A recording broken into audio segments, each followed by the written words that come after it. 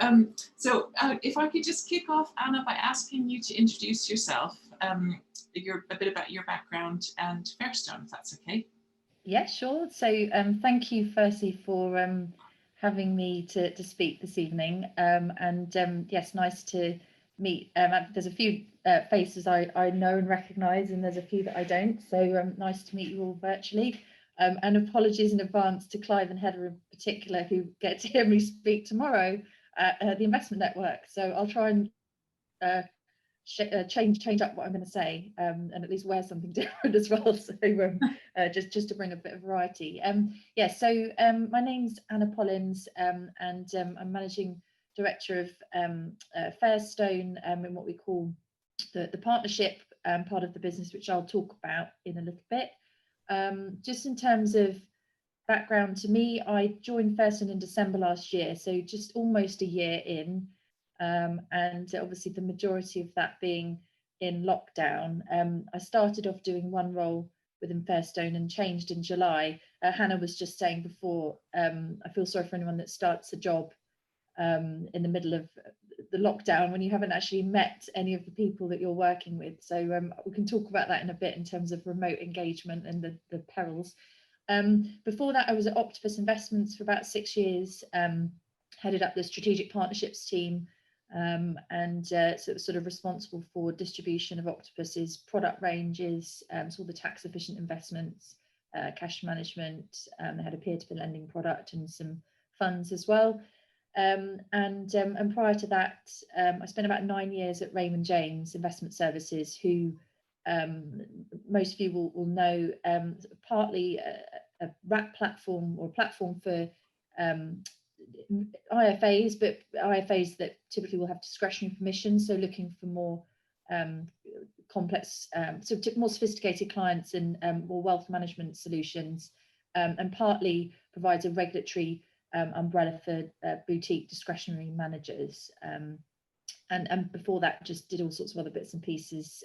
Sort of after university, did an English and philosophy degree, which sets itself well up for financial services. But as most people probably on this call, you fall into financial services and then you never get back out again. But I enjoyed it way more than I ever thought I would. So just in terms of Fairstone, and I'll talk in a bit, as Heather's alluded to on the invite, about sort of moving from Octopus being a product provider and very much a sort of sales and distribution role to working inside an IFA business. But Fairstone is a national wealth management firm. It's an IFA business. It's not a network. We probably would get described as a few things, but a consolidator would be one of them. I'll talk about how we operate in that space, and how it might differ to some of the other typical consolidators that you'll sort of see in terms of AFH and Succession and others that you'll read various articles on. So I'll just talk about how we work with IFA businesses on that integration. So we've got about 42, probably 45 offices now across the UK. I think we've got about just shy, well, about 8.5 billion in funds under management. Just last time I checked, the number's about 380 advisors. About 30% of those are chartered. No, probably more than that are chartered, in fact, and or the others are working towards chartered. And about 250 staff, and that will be staff both in our sort of operations head office, but also staff in the offices that we've acquired across the country. Independent, so we have a framework in which the advisors operate, but we'll see them accessing whole of market for platform and products, investment ranges, and we just provide a framework, for example, Morningstar research for funds, and MyCap for tax efficient investments as an example. So I manage the partnership, which is effectively we have two bits of the business. We've got the national, which is acquired firms. So once a firm is fully acquired by Fairstone and sort of into the mothership, so to speak, they become a Fairstone business and all the staff become Fairstone staff. And I manage the partnership, which is where they sit pre-acquisition. So one of the differences in the way we operate, and you might wonder why someone would do it this way, and I'll hopefully be able to explain that, is we do all the integration with an IFA firm before we buy them. So I sort of crudely described it to someone earlier on as living together before you get married. But effectively, we spend, it can be vary, but around 2 to 3 years with an IFA business, integrating them. So on day one, they come under Fairstone's FCA authorization. So if anyone who is working with, or if you're in a sales role in this call and you sort of see an IFA business that, an example recently, for example, was Cube Financial Planning, who's just now been acquired. But if you came across Cube in the last couple of years, you'd see at the bottom of their website, Cube Financial Planning as a trading name of Fairstone Financial Management. So on day one, when we sign the agreement to, the downstream buyout agreement, that at some point in the future we will buy them, we take over all the regulatory aspects of the business. And then we agree, and I'll use Cube as the example, just as recently, we'd agree with the principals of that business, a time frame, say 2 years, at which point we'd agree that at that point we could acquire them. We're not committed to, and nor are they. And there's different stages in the relationship where there's an opportunity to back out, and there's reasons for that, which I'm happy to talk about. But what that means is with Cube, we've spent the last couple of years working with them to integrate. And commercially, their business has stayed independent during that time. Staff are their staff. The premises are their premises. They have continued with their own brand. But in that time, they've gradually come closer to us. So integration means a whole host of things. But what we think about integration is clearly the clients and the staff need to come on the journey. So clients are clearly need to be repapered and moved into Fairstone systems. They can stay on the platforms they're in, they can stay in the investment solutions they're in, so that doesn't necessarily change. But we have our own back office system that all client records would need to move on to. So, a lot of firms will be using an IO or Iris or something like that, which they, by the time we acquire them, they won't need to use that anymore. We don't sort of just suddenly rip it away from them on day one. We'll gradually work with them as part of the integration to do that. We also measure cultural integration as well. So really, by the time we get to that acquisition date, they should really look and feel like a Fairstone business. And should want to be. It should just really feel like a formality to simply execute that agreement. And the way that we set it up commercially is at acquisition point, the principals of that business will receive a payment, which is a part of the capital value of their business. But then there's typically a period of about 36 months where we'll have, it depends on the deal, but typically the payment will be split over 3 or 4 payments over that time. So it might be sort of just 25%, and so on. And that means that after we acquire them, they're still incentivized and they've still got the opportunity to continue to grow. And that means that their potential future payments can increase as well. One of the key things for us is that we've had no redundancies, no staff of, I'll reverse it. It's not our intention, and we've never seen this, that anyone leaves as a result of the acquisition. So all the staff, their roles might adjust clearly, but all the staff have stayed within the businesses. And importantly for us, the principals want to stay. So there's lots of models out there where you might have an IFA firm. If they want to sell their business today and walk away and take the check, that's absolutely fine, but that wouldn't be, the Fairstone wouldn't be the home for them. So we're looking for principals who may be thinking longer term succession planning. They want to start realizing some of the value out of their business, but they also want to stay. And an example of a firm who's about 5 years in now, they were acquired about 5 years ago and they're at their earnout. I was speaking to one of the principals today. His goal now over the next couple of years is to probably step back. He still wants to be involved in the business, but take his top 20 clients or so and manage those, and actually move into more of a business development role where he can help us find other advisors. So it's really important to us that principals can stay in the business. They still continue to advise, they don't walk away post that acquisition, basically. So that's a bit about Fairstone. We've got a range of platforms that we call sort of assured platforms that we work with, and we partner with various DFMs to offer sort of assured DFM partner ranges that advisors, as long as they can demonstrate good client outcomes, we've done the research for them on this sort of range over here, but if they can demonstrate good client outcomes, there's no targeting for the staff or for the advisors in terms of which solutions they use. It's really important that they were agnostic from that perspective. Seen a couple of questions come through. Yes, we'll come to questions in just a second. Keep Sure. putting them through, but I get to ask the first one. Okay, so great. Okay.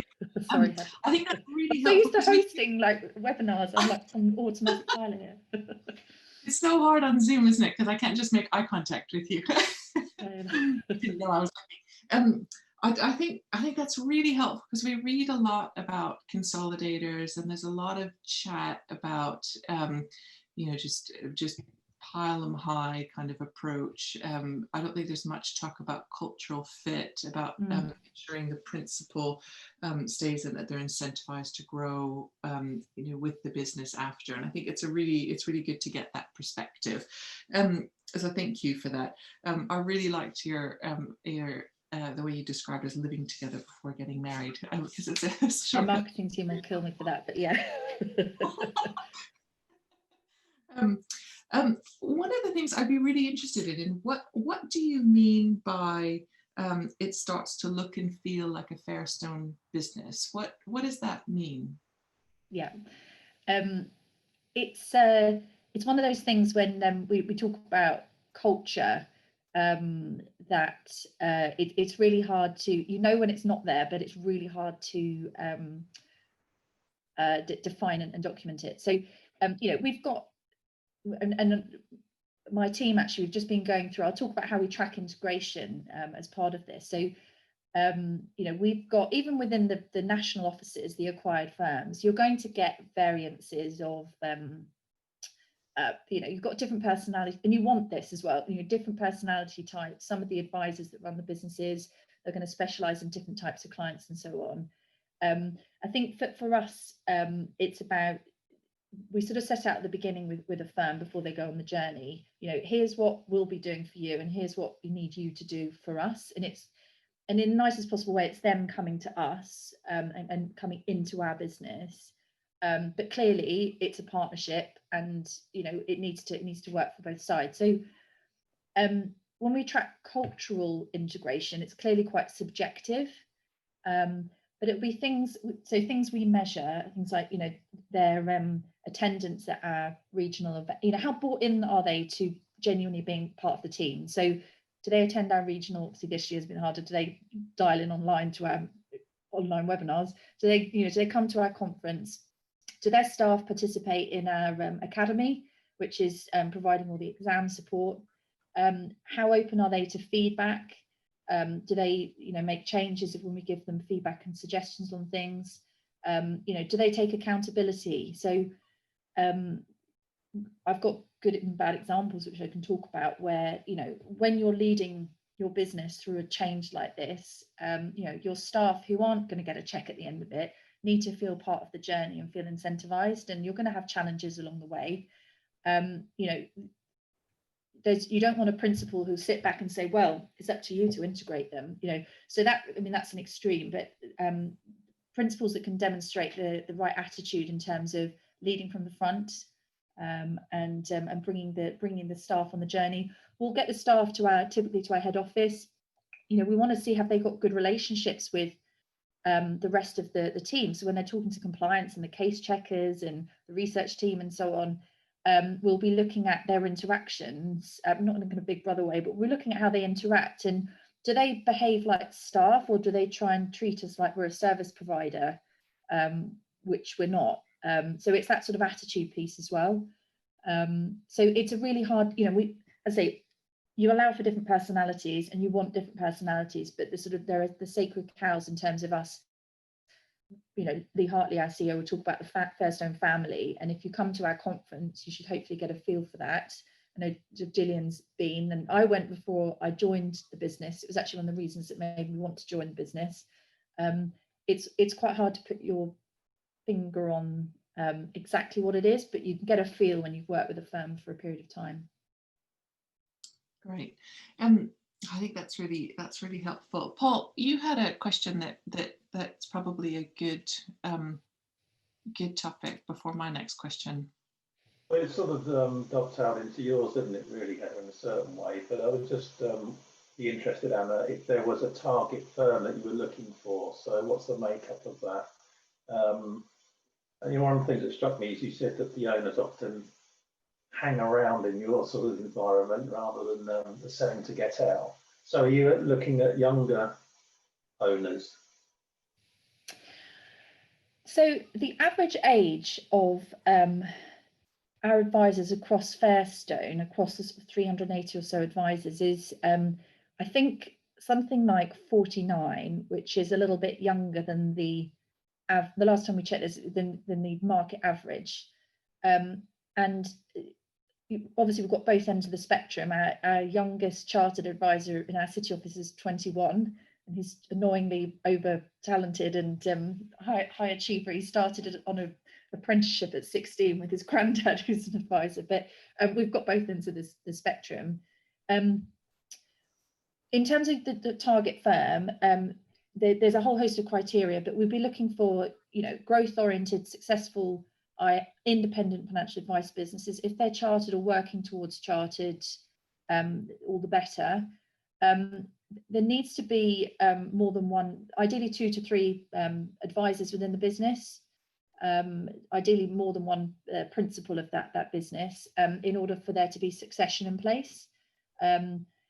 So what you'll tend to find, Paul, is there'll be 1 or 2 younger advisors who will start to be able to take on some of a portion of the clients within the business and allow the principals to grow.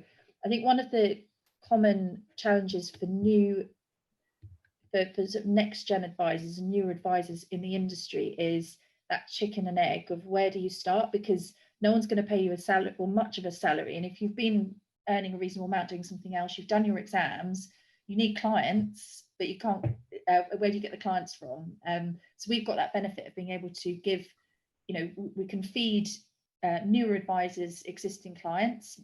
We also have a team that generates appointments for advisors as well. So you tend to find a bit of succession. Good quality firms, we do a lot of due diligence, as you'd expect, compliance, cultural, operational due diligence on a business in advance, and do file checks and so on. And, a business, we do a little bit of DB, or historically done a little bit of DB, but, too much DB, for example, or high risk products, we'll look at history of complaints. We don't want a Phoenix firm. Those types of things clearly come out quite early on. So actually we tend to, the goal is to really acquire between 10 and 12 firms a year and take on about 10 to 12 firms a year onto our DBO. So we're not looking for hundreds and hundreds of firms. We're looking for the right firms who also want to be part of a bigger business and want to be acquired. And that's, so, sometimes that can be the thing that takes the longest in terms of the principal making the decision. It's a big decision, and you've built your business, and you're relinquishing an element of control again. So they've got to be, all the principals of the business need to be sure that's the journey they want to go on. That relates to the question that I wanted to ask, which is something that we talked about in the prep call as well, and it's this idea that the principal goes from running a business to being part of a much larger business, and there's a lot of there's a number of challenges that come with that, and I'd be really interested in hearing about how that goes, because running my own business, I think it'd be really hard to work for anybody else ever again, and yeah. So I'd be interested in hearing a little bit about that transition. Funny enough, the principal I was speaking to earlier on, because we've just hired someone to manage the East Midlands, and a new person to manage the East Midlands, and he was like, he's not going to tell me what to do.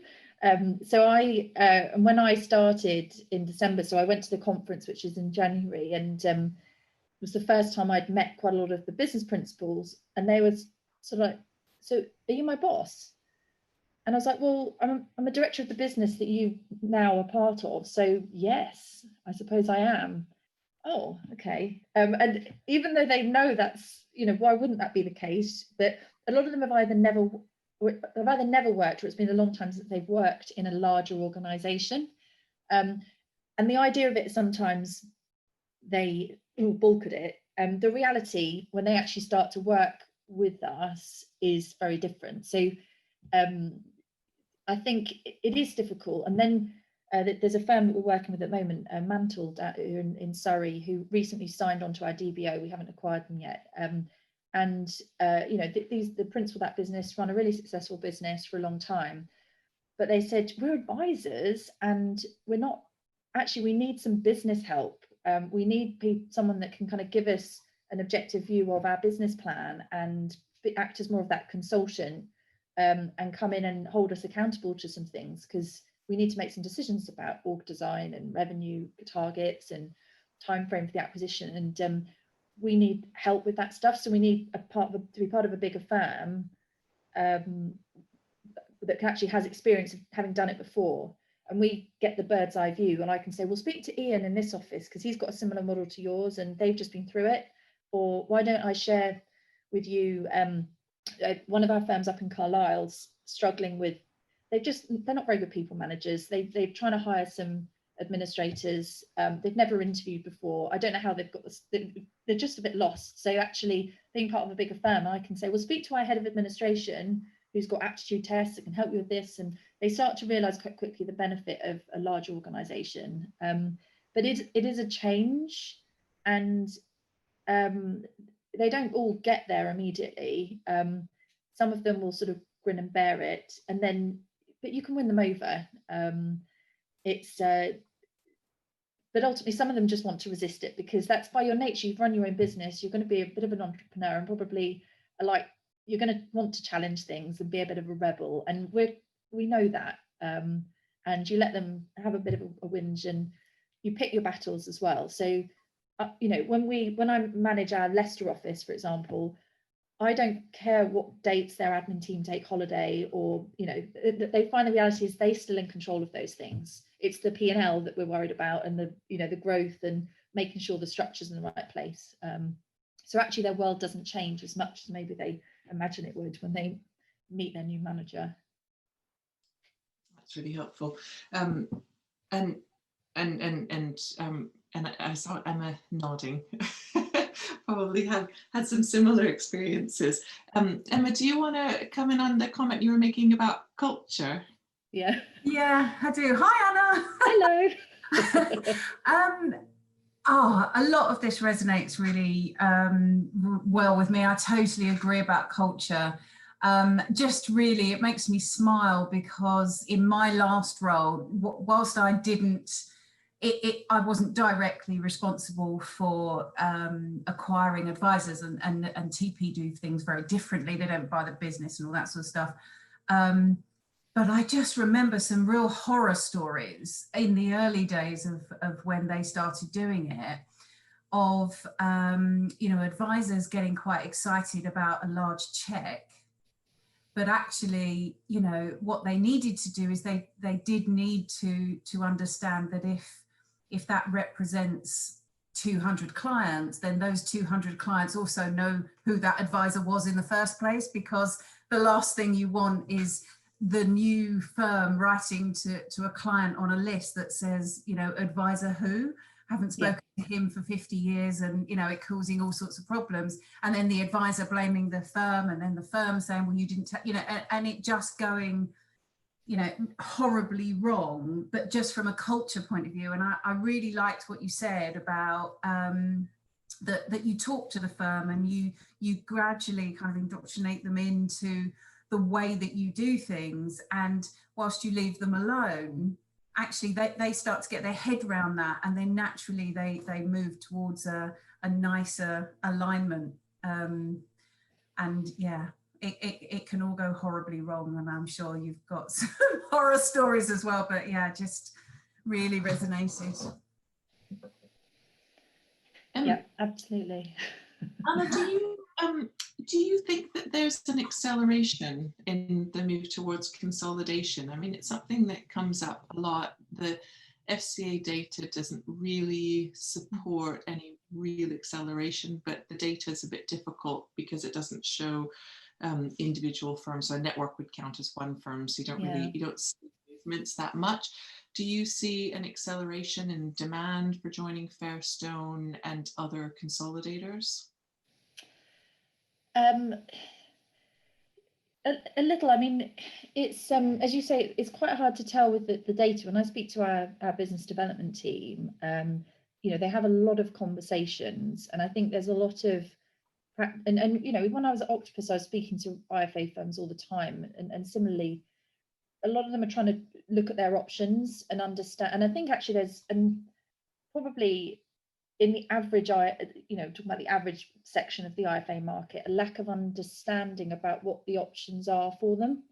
And just when they think consolidated, I think SJP, for example. And so I think there's definitely, you know, support out there, albeit often with an agenda to sort of say, look, if you're thinking about what your succession planning is, what are your options?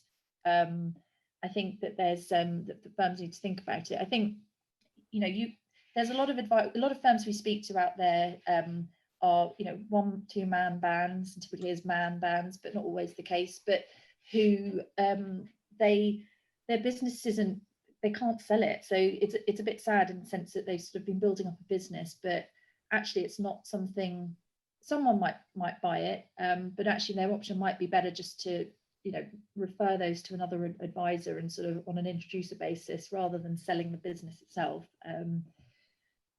So, you know, you look at the increase in regulatory costs, the distraction that comes with running a business in today's regulated environment, you know, the increasing need or perceived need to have most up-to-date technology and processes, it would follow that you'd expect some consolidation or movement, whether it ends up being, you know, partnering up rather than true consolidation.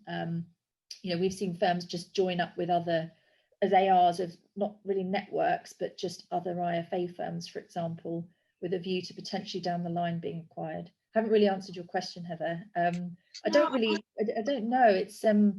It's hard to, we sort of get, you know, have our view of things. I think someone asked me the other day whether the events of the last sort of 6-9 months have increased in, you know, have more people been wanting to sell and or accelerate as a result of the pandemic. And actually that's not the case. We've had more interest, but we haven't had I think actually the advisor we've spoken to have been oddly sort of fired up in, maybe it's just being in the drama of it, but you know, it's given an opportunity to engage with clients and be their guiding light through what's been quite a difficult time, and actually quite enjoyed sort of reminding them why they're there for their clients. That said, I think next year will be quite interesting because everyone might be a bit exhausted. FSCS costs and so on are going up, and it might be a sort of opportunity to sit back and think, gosh, that was horrendous. Do I really want to go through that again? We've had you know, the firms that we've been speaking to have maybe wanted to, have been nervous about their business valuation because of the trading over the last 6 months or so. So some have said, oh, we might want to push our acquisition out by 3 or 6 months. So we might see a little bit more of that. So delays to some acquisitions. Yeah, I've spoken to people at Open Work and Benchmark in particular have said that they've seen a big spike in demand for network membership within, I mean, their model is sort of network and then potentially something, potentially an acquisition selling to that business. And the 3 things that I've been told are driving that is the concerns about cybersecurity and just sort of the investment you have to make in tech to make it work, and you know, the burden of regulation and regulatory cover, and then PI and some of the issues around that. But it doesn't feel like a wholesale move. No. I mean, the other thing I'd be really interested in is, and you started to talk about trading. There was a survey, I think it was out yesterday, about volume of new clients. So advisors aren't losing existing clients. There's been a slowdown in the volume of new clients, and we did a survey in the summer with the PFS that showed that the gross revenue was going to be down. Advisors were projecting that gross revenue would be down year on year for their business, and that was mostly because of a slowdown in new business inquiries, and also it was slower to convert people from an inquiry to becoming a client. Have you seen any change in sort of new volumes from new clients, which I realize isn't directly what you're working with IFAs on, but just what you're hearing? Yeah, no, I think it's an interesting one, because I was sort of smiling because within Fairstone you've got if anyone sort of developed personas or segmented the IFA market in which way, I'm sure everyone has here. You've got every type of advisor within Fairstone, quite representative of the market. And so a lot of the advisors I've spoken to have never been busier with new client inquiries, and often that's referrals from existing clients, clients, existing new business from existing clients as well. So you've got that end of the spectrum, and then you've also got the other end, which is those that are saying, oh well, yeah, but I'll never. How do I put this nicely? The ones that are either not necessarily the best at dealing with objections, and maybe they're not the best salespeople. I probably shouldn't use the word sales, but salespeople in terms of allaying any concerns over financial planning is now the right time to do it, and so on. Those that probably, like a few of us did, you stick your head in the sand for the first 2 or 3 months of the pandemic. And I remember speaking to some of them in the first few weeks of it, and it was the fact, well, I'll just wait and see what happens. There's no one's going to do anything, so let's just not worry about it. I'll just don't worry about it.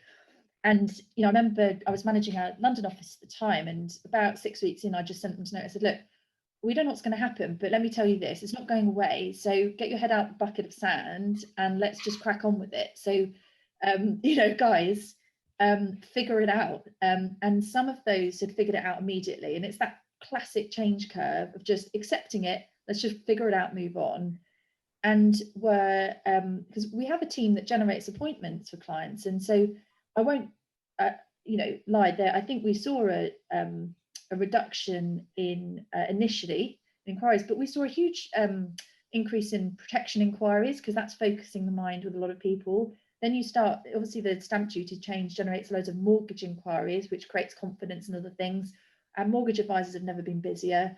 Some of our advisors work with NHS professionals. They've never been busier as well. But the ones that were really successful, those that had adopted remote engagement, had the soft skills as well to be able to present themselves online rather than relying on the in-person meeting. And I've still got some advisors saying, well, I'll wait until I can meet them in person. And we've been trying to say, just don't wait, just find another way. And there is another way. So we see both ends of the spectrum. So on average, I think, new business, of course, has been down, not necessarily new clients, but, people being nervous about investing. It's not our advisors' jobs to time the market. But I think, this last couple of months, we've definitely seen an uptick again. As I say, some of our advisors have never been busier. That's really good to hear. Attitude. Yeah. Do you want, Helen, you've made a couple of comments about this topic, about small firms versus larger firms and some of the things that you're seeing. Do you want to come in on this, Helena? I agree with, in terms of advisors are quite busy from people I've spoken to. I think some of the newer firms, if they've just started business, it's much harder. I can imagine that's incredibly daunting if you've just started your firm and then having to try and get inquiries, because I've noticed that we're not getting as much as we used to from vouch for and unbiased. I used to find that my vouch for leads went within the first week of them becoming available, but we're not getting that at the minute. Most of our inquiries are coming from existing clients, so people speaking to their friends or families much more about money. It's just my guess as to how that comes about. Because if you think about it, if people are struggling or worrying, who are they going to go to first? I think they're firstly going to speak to their friends and family, and that is always, oh well, I know someone, do you want to speak to them? And I've not looked into this, and these are just my thoughts on it. So I do think established businesses are busier, but newer advice firms might struggle more.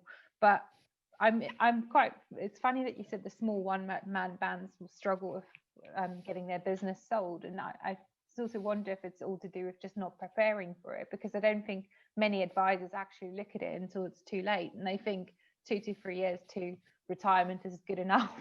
But really, from what I've seen, your planning on this needs to be sort of 5-10 years ahead, which, you know, because I joined my business partner with his intention of me being his successor, but the likelihood of that now is quite slim because I'm busier and I can't take on his clients. So it's not a plan that always goes the same way, does it? You kind of have to work Absolutely. on constantly adapting it. So, yeah, it was quite I think why is it that sorry, no, carry on, Helena, sorry. Why is it that the smaller firms, in your experience, can't sell? What is the biggest thing that pushes them to not being able to do it? I think I wouldn't necessarily, it's not always they can't sell, but maybe they their expectations at that time aren't necessarily met in terms of what their options are. I think I was thinking about it as you were saying it. So, you know, when I was at Octopus working in venture capital, and you build a business with the view of selling it, you know, that's you know, in a venture capital sort of environment. You know, most IFA businesses were not started out with the view that one day it would be sold. So you're never, when you're running a business, thinking one day someone's going to come in and kick the tires on this business and it's going to need to be ready for a sale. You structure it and you plan it and you think about everything.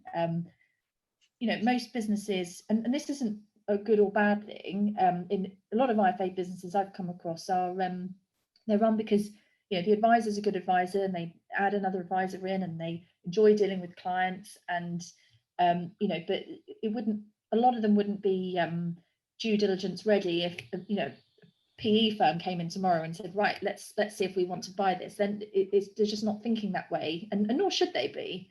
But I think so that sort of answers your question.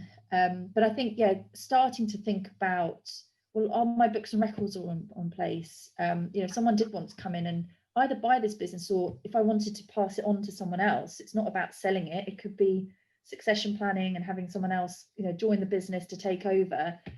What kind of shape is it in? Are all my clients 90 and I've done no IHT planning with them? Or, you know, are all the files somewhere in microfiche somewhere on, you know, so it's all those types of things. It's trying to just think about succession in whatever form succession takes. But a lot of smaller businesses are so busy, and you've already alluded to that, you don't really have time to think like a business owner. You're thinking like an advisor first and foremost. It's really hard. It's really interesting. I've spoken to a few firms about this, and I mean, one of the issues is the cost of due diligence and just the work that has to be done and the risk that's taken on, and it doesn't change much for a bigger business, and so a sole trader is it's often more difficult to offer a good valuation to. Amira, you've made a point. I don't know if you want to say it out loud. I don't know. I can read your comment, but if it. I don't mind saying it. The one thing I like about the Fairstone structure is that it's EBITDA based. You know, it's looking at true bank balances and turnover, whereas advisors are still seeking out this multiple of recurring income, which isn't a true reflection necessarily sometimes of how well that business is being run. And it goes back to Anna's point on when you take over these businesses, you're looking at the P&L and you let them run the business and you want them to become just more successful at what they're doing. That's where the economies of scale come in. Yeah. Clive, so you asked a question a little while ago about tech. Can I come to you now? avoiding the one. I was avoiding the one on tech because I've asked on that before, and we're talking about that tomorrow. But by the same token, in terms of making a business more efficient, I struggle a bit with allowing IFAs to run their own investment proposition for two reasons. One, it incurs a great deal of cost. They've got to have their own research, etc., etc., etc. There must be compliance issues. In RDR, it said that a client should get the same experience of an IFA wherever they go to in that IFA firm. So as Fairstone are the IFA firm, a client could go to any one branch and would expect to get the same sort of feel of an investment proposition, but they won't. They'll get a different one. So there are a number of issues within that. Why don't you tell them, go to hell, you're going to use ours?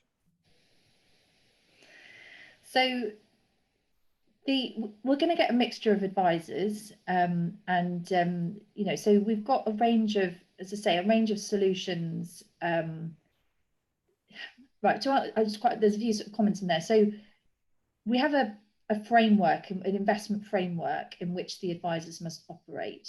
And if they, so for example, in terms of how they take the client through the journey, identify the client's risk profile, and then research, if they want to recommend individual funds, what we'd expect in terms of the fund research.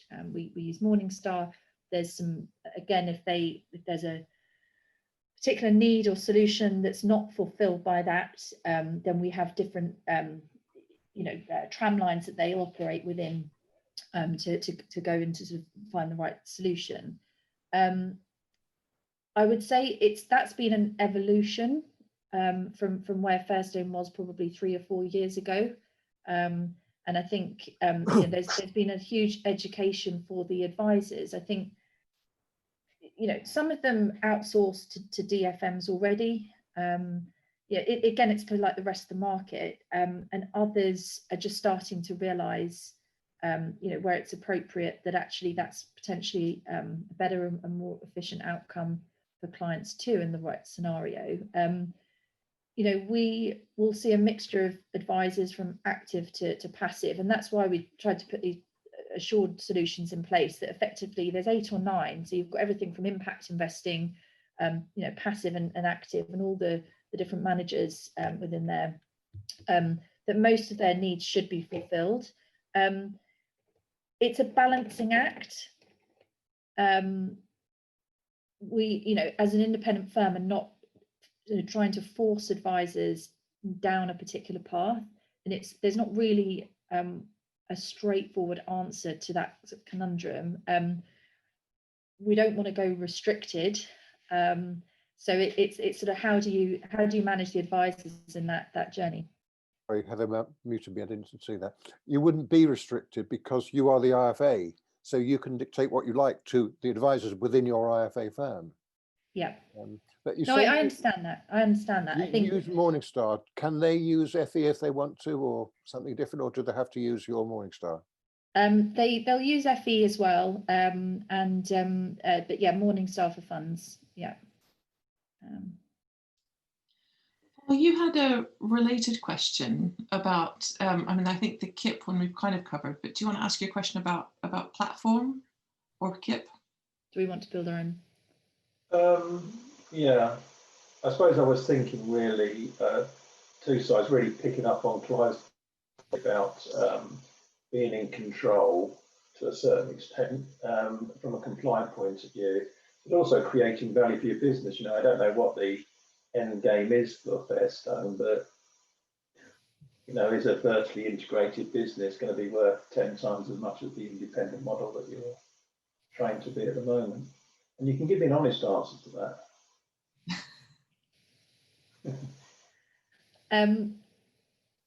The long term, if you ask our CEO what the long term goals are, as it stands today, it's to remain independent. There's no plans to build our own platform. The focus is on growth through integration, taking on high quality businesses.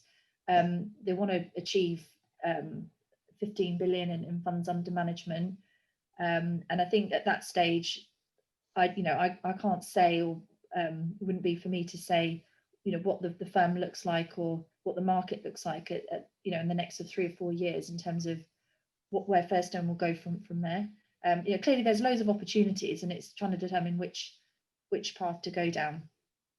And I suppose picking up on the conversation last week where we were talking about do platforms move into CRMs move into platforms. As I understand it, you've got your own CRM, have you built your own system then, have you? Yeah.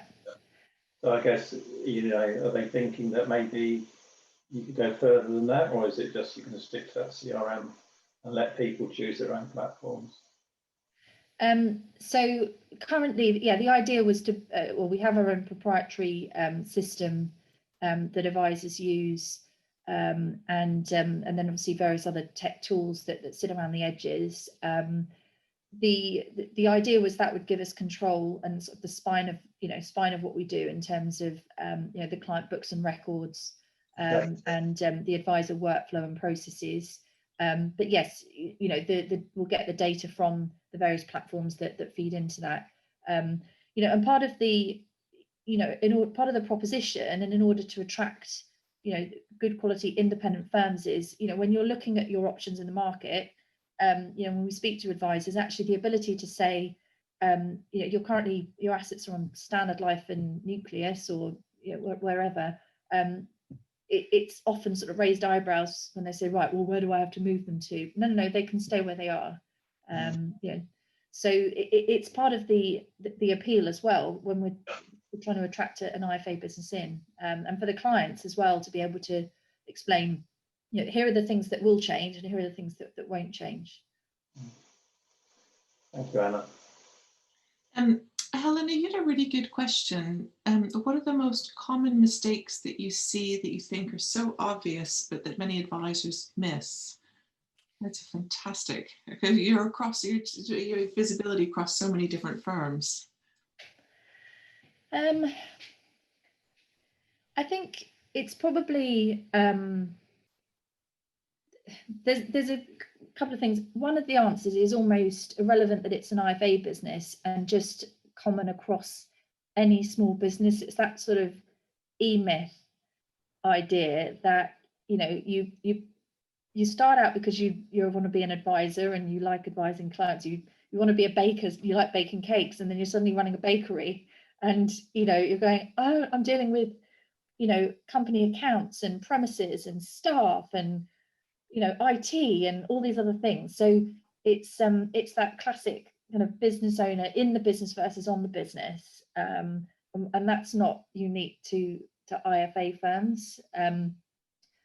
That's not a mistake, it's just a pitfall of it. And I think, you know, so firms that tackle that are probably those that recognise that and then, you know, build, when I say I don't mean a regulated network, you know, a network of peers that they can talk to about those challenges, or they join a larger firm that can help them, you know, or they have a business coach, or, you know, just it doesn't really matter where that support comes from, but where they can use you. Yeah, I have the opportunity to kind of step back and think about running the business rather than just being in the business on that hamster wheel. The biggest issue I see is just the advisors are too busy to stop and think, and it's really hard. So they want to change, and I'm going to cover. I haven't written on my notes yet for Clive and Heather tomorrow, but, you know, they probably want to make changes, but how do I get out of, you know, see the wood for the trees? And they're just so busy, and things are changing so fast, and it's a bit overwhelming. And clients come first, and they should come first. So everything else always moves down the priority list. Ella and I are both nodding, not because I'm an IFA, but because I don't really have the perfect answer or solution for them.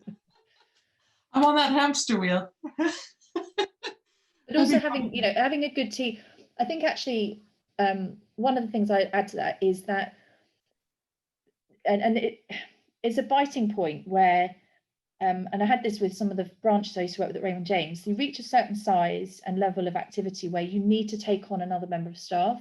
And it doesn't need to be another advisor. You need someone who can help you run your business. So be that someone in a hybrid role, depends how big the business is, with power planner, administrator, an office manager, an ops manager. The best businesses out there are someone who's got a strong operational person who actually runs the business. They might not be the business owner, but they're the ones keeping the advisors in check and oiling the wheels and kind of the engine room of the business. And they're the ones that tend to be more successful and also cope better with integration as well, or just any change. Definitely really good advice. There's two other really good books. The E-Myth is the classic one. Traction is a really good one. And there's another one that, so I worked in at a data tech company before for a period when it was cool. Probably still be cool actually. Maybe that's why I'm not invited to so many dinner parties. I changed jobs. But Elad Gil wrote a book. I can't remember the name of it, but it's free. It's on his website. If you search Elad Gil, you go to his website, and he has a book about tech companies and how to scale. And it's everything from like how to hire an advisory board, what to look for in how to manage your relationships with VC or investors, who to hire when, how to transfer that culture from a really tiny company to a bigger company. And he's dealing with much bigger companies than I, because he's a venture capitalist, but in Silicon Valley. But it's a nice. It's nice to sometimes take a step away from what your day-to-day is to a totally different world, but learn insights about that. I know we only have a few minutes left, and there's other questions that come through, but there was one that I really wanted to ask about BDMs. So you have made the transition from platform and then product provider to IFA, and now your door isn't being knocked on, but your email box is being filled up by BDMs from platforms. What makes a good BDM, other than having the name Amira Norris, of course? Well, I had a few views on this, and I was chatting to a couple of our advisors today, and I asked them, and actually nucleus came up as an example of good. You'll be glad to know. It's probably more generally as well just what makes a good salesperson, but I think with platform in particular, and I was thinking about this, you're only as good as the product that you're selling. So there's some great BDMs out there, and there's some less great BDMs out there, and anyone who's managing a sales team, and Gillian smiling will know that, and I've had experience of this as well. But platform in particular, and actually when I asked the advisors what makes a good platform BDM, they both listed to me what makes a good platform, because in their minds it's actually the same thing, and that actually was quite telling. So with platforms in particular, it's just the basics of delivery, and that being the platform tech or the BDM. Answer the effing phone. Don't just fob me off to a call center. If you want me to answer the phone when you're trying to flog me something, answer the phone when I've got a problem. So it's that that part of that. I've had BDMs, or the kind of key accounts person for various contact me to try and understand how they can work with my advisors, which is absolutely fine, and I'm all it is. But some just basic skills around listening.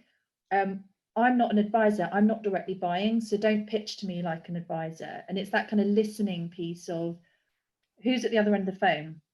When I was at Octopus, thinking about strategic partnerships, SJP we worked with, you couldn't, there were certain products that were on panel, certain products that weren't on panel. The same with Fairstone, in terms of not with a panel, but in terms of don't just ring all the advisors up. One of our advisors complained today and trying to plug a new fund, when he said, well, is it Morningstar rated yet? Have you even spoken to the head office yet about it? Or no?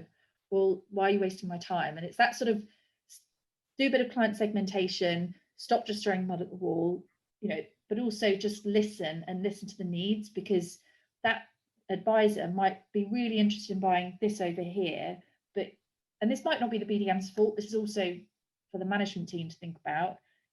Stop. If you're doing targeting and you're targeting the BDMs on number of calls, number of meetings, they're going to be incentivized just to harass you, call you, and meet with you, even when there's nothing to say. So it's trying to create the right culture of a sales team to incentivize them in the right way, be that a balance of activity, but also results. new relationships versus old relationships.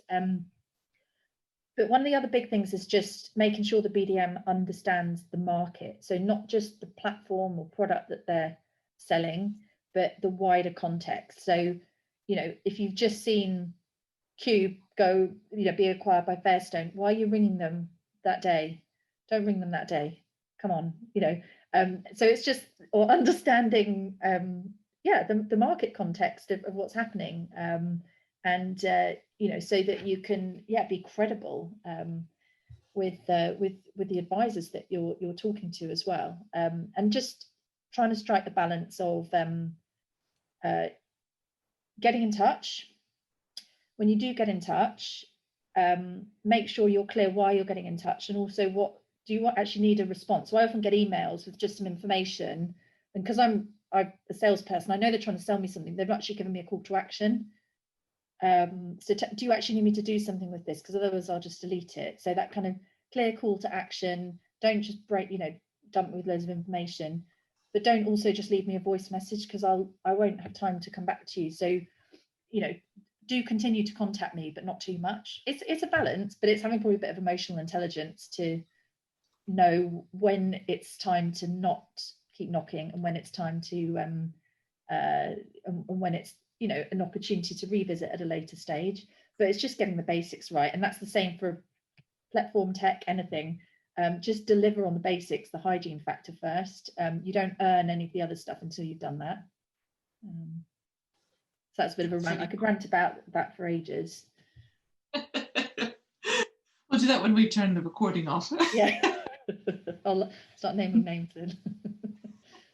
Great. I'm going to wrap up there because I can smell that my dinner smells coming up in my office, and it's also time. Thank you so much, Anna. That was a fantastic session. Thanks for being so open and I think helping us all to understand your role, the Fairstone model, and just some of the things you're seeing and hearing in the market. I really liked what you said about the importance of the cultural fit, and I think it's something that's not often talked about. People are always talking about, you know, asset gathering, and that's so important. We all, I think everybody in the chat was agreeing that that's so important. The importance of, why did I write this? Be proactive and present for business. Oh yeah, so don't put your head in the sand. Be proactive. Yeah. For business growth, get out there, and you know, get in front of it. For me, get off the hamster wheel, and and always have a call to action. All salespeople must have a call to action in every interaction with a client, potential client. Thank you so much. I'm going to pass to Rose, who's going to wrap up and plug next week's session. Cool, thank you, and thanks, Anna. I love when you were talking about kind of like the role of a BD. There was like big nods happening on the screen, lots of big nodding, like yes, been there, done that. People talking about their lessons learned, so that's cool. So just in less than 60 seconds, so I am doing next week. I've got Roy McLaughlin on, so Helena and Paul have probably heard from Roy before, but we're going to be talking about signposting. So I heard signposting and that terminology mentioned a good few months ago, and it's all about signposting wealth to protection and protection back to wealth. This is something that I'm really passionate about, because at the end of the day, clients don't know what they don't know. So if they go to a financial advisor, they're expecting to get everything. It's the gateway to everything. So if you're a wealth specialist, protection, mortgage, what's your responsibility and how can we help? So we're going to have that conversation and get into it a bit more. I'm really, really excited. Roy's a protection director at Cavendish Ware. They've got a wealth business, they've got a protection business, and it's just really interesting what Alan was saying about protection sales going up. Obviously in the COVID-19 world, people are becoming acutely aware of their own financial resilience from a wealth as well as a protection perspective. So we're going to table that conversation next week. So with that, I'd like to thank everyone for attending tonight. We had a great figures and a great turnout, wonderful conversation. Have a great evening and see you next week.